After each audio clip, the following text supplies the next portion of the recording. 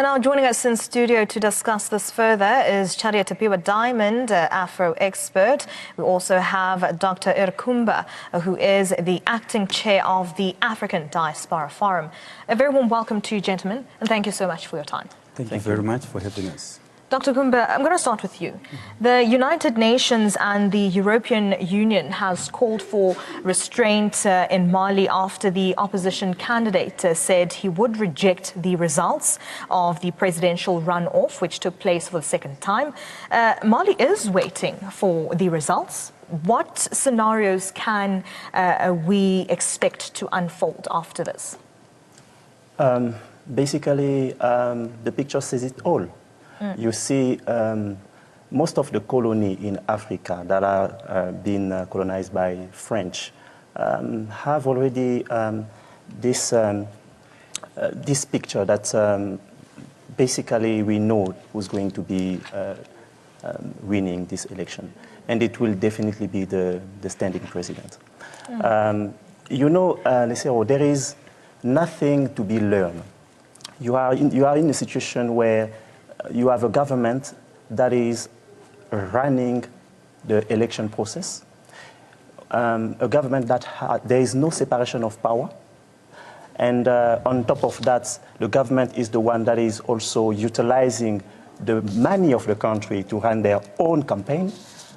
But the result will be, and if you have the support of the international community, therefore, I mean, the result will say it all.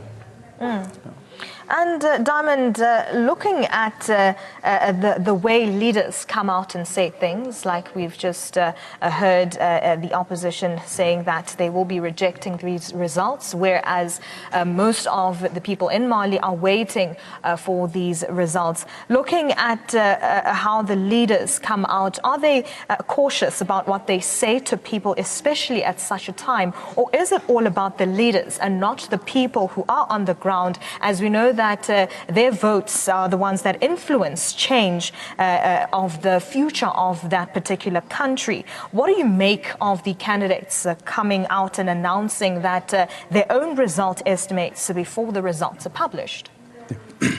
I believe that what we've seen that happening in Zimbabwe, the neighboring Zimbabwe. Yes, true. And we're also seeing it happening in Mali.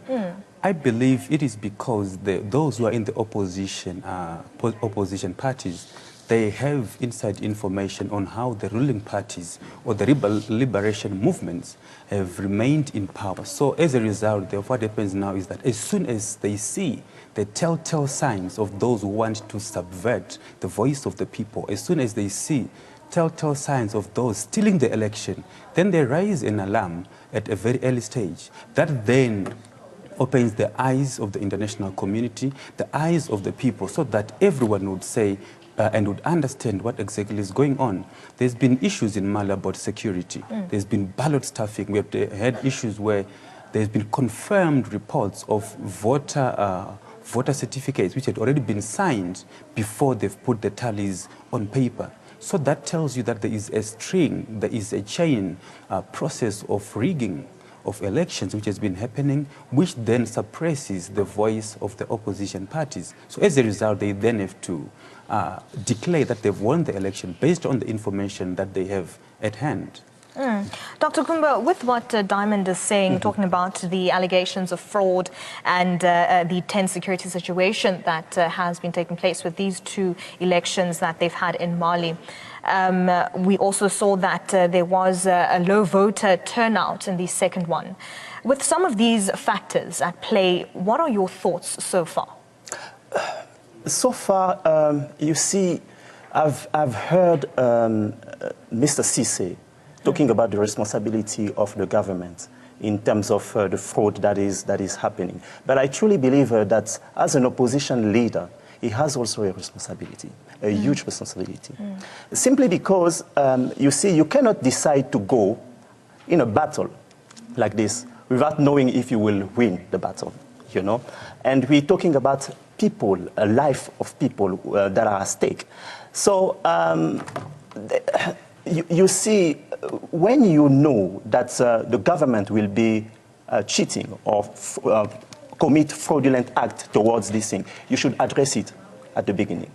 If you feel like you are excluded in the process of compiling the voting system, you should address those issues before. It is not, and this is a traditional behavior that we are facing with our opposition. The fact that at the end, they always claim victory, and they always claim for fraud. We all know that there is always fraud in both parties. This is a fact. But the situation on the ground is that they should not utilize the people and life of people to go and demonstrate their anger, and this is what we are facing in this continent. You have two different, in my analysis, you have two types of opposition. You have what you call the weak one. The weak one is the one that has no vision for the country. It will come and just give a mere program, something that has nothing with reality. And most of all, those opposition parties that are weak, usually they are visionless, and they're not setting their own program according to reality. There is no also experience for them into governing the country, so it makes them weak. Now you have also the other type of opposition party that is basically there to serve the interest of the multinationals. Those ones are the most dangerous. If they do not convince the multinationals that people should bet on them to go and run the election, it's going to be difficult. So we need a new type of leadership in terms of opposition that is more strategic, that is not always coming up with the same routine of claiming victory after the election. We all know that if a standing party is going for election, of course they will prepare themselves to win this election. So it is, according to what we see for this picture and the low turnout of the Malian people coming for the second round, it just shows that they are fed up. They don't have confidence. This is why you see that. Malian people were calling for peace. They were calling for security. This is a country where people are extremely traumatized by the fact that there is a lot of jihadists who are killing a lot of people. So they need people who are strong, proper leaders. And so far, what we have been demonstrated is a weak leadership in terms of the opposition. Diamond, Dr. Kumba is saying that Mali needs a strong leadership. Now, we know that it is the first time in Mali's history that an incumbent president has had to face a runoff. What more do we know about Assisi besides him being the former finance minister? Would he be able to bring peace in the country and lead this country to a better future? Well, I believe the voice of the people is very important in this aspect. The people of Mali, the Malians, they themselves, they know who they want. He has been part and parcel of the executive. He was a former minister. So he has capacity. He knows the desires of the people. For him to break away, it means that he has seen some things that the ruling party is not doing. So as a result thereof, he's bringing in change as an alternative to the current failures of the system that is there in Mali. So the issue now is that if we look at the security, we have seen there's been the Group 5, the G5 countries supported by France coming in to support and to deal away with the jihadists in Mali. We have seen that there's been violence in the Mpoti district, in the Timbuktu and Kidal regions. So those conflict-prone areas, they have brought in a huge security issue to the Malian people, and the current government has failed to correctly deal with it. Even France as well, being involved in that by forming a coalition of certain countries, they've also failed to deal with that. So the issue now is that probably there's a need for the greater and broader international community to come in and assist the Malian people, because this issue now, if we're to just put it in the hands of the opposition party, will be putting a lot of load on their shoulders, because the current government, plus other external forces, they've been failing to deal with this issue of security. So I believe in terms of the growth of the country, in terms of the GDP, employment, and other issues which are important, the things that has to do with the bread and butter issues of the Malian people, I believe is equal to task to that position. The only area that needs to be addressed properly is the issue of people not being able to vote. We know, even though it's about 2% of the people who could not vote in the just about 500 polling stations where there was violence, but the level, the electoral field was not level. The scales were not balanced. It was favoring the ruling party because they've been the ones who are in charge. Like what my learned colleague was saying, that there's no separation of powers. We understand that the opposition parties, they went to the Constitutional Court to try and have the court being involved in the elections, but then they failed in the end. It's because of that lack of separation of powers. Probably we're going to have the same issue happening in Zimbabwe, where the government, the executive, and the judiciary, there is an intertwining, intermixture of the two, where there's no strict separation of powers. So I believe he is equal to the task at hand. That is why the people of Mali still believe in him. Dr. Kumba, looking at both the first and second round, what's your analysis on the turnout from the voters? My analysis is quite simple. You see, when you investigate, when you speak to most of the Malian people, and mainly the youth, they tell you that they speak about security, they speak about peace.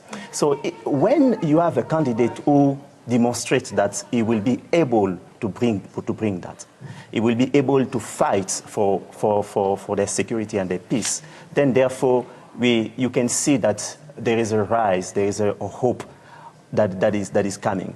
But then from the first round, you will notice that the turnout was completely low. It was low because Malian people realized that there will be no alternative.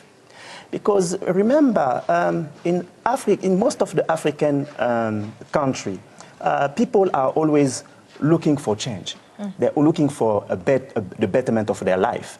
And this comes a lot from a new regime.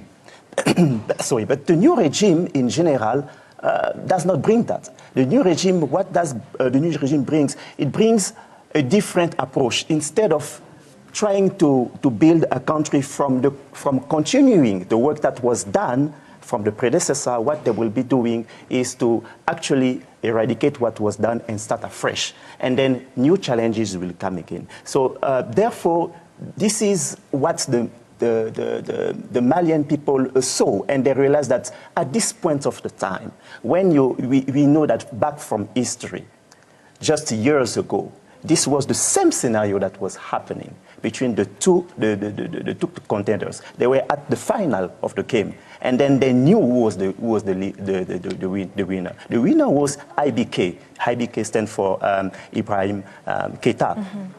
He beat Sisi. And then this is what is going to happen again.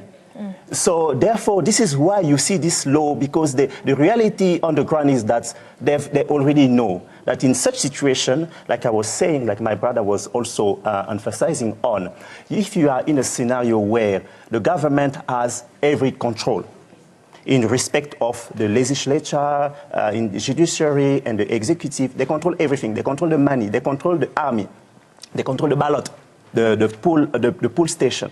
So everything is there. So it was supposed for the opposition to come up with a much more critical thinking, to come up with a new strategy, not the common one. And this is where actually the opposition failed, because it is the same routine every time. I am telling you, no one is surprised about the outcome of this thing. And you will see that actually IBK will be the winner of this presidential election. All right, we'll have to wait then, gentlemen. And of course, thank you so much for joining me here in studio. Thank you very much. And that was Chadiya Tapiwa Diamond, Afro expert, as well as Dr. Kumba, who is the acting chair of the African Diaspora Forum. We were discussing, of course, that the Malian opposition candidate Soumaila says he would reject the results of a presidential runoff marred by accusations of fraud, calling on the population to rise up. Right now, Africa Tonight will take a short break. We'll be back with more news and updates. Stay tuned.